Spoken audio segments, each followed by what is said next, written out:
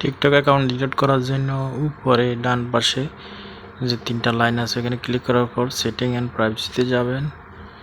এখান থেকে উপরে দেখেন লেখা আছে অ্যাকাউন্ট, ওখানে ক্লিক করবেন। ওইখানে ক্লিক করার পর ডিএক্টিভ অর ডিলিট অ্যাকাউন্টে ক্লিক করবেন।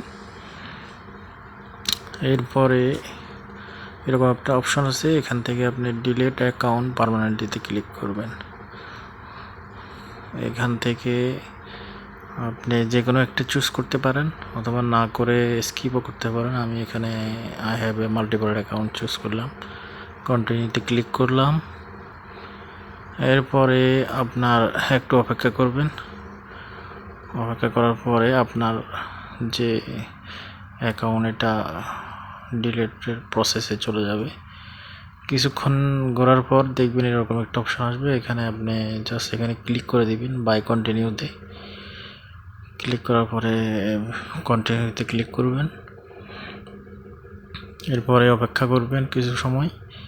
অপেক্ষা করার পর আপনার কাছে একটা স্ক্রিন চলে আসবে,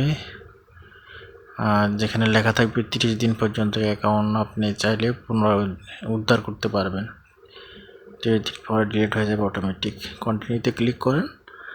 ক্লিক করার পর আপনি আপনার যেই নাম্বার দিয়ে খোলা ছিল ওই নাম্বারে হোয়াটসঅ্যাপে একটা কোড যাবে, কোডটা এখানে লিখে দিবেন। লিখে দিয়ে কন্টিনিউ দিয়ে ক্লিক করার সাথে সাথে ডিলিট বাটনে চাপ দিলে আপনার অ্যাকাউন্ট ডিলিট হয়ে যাবে।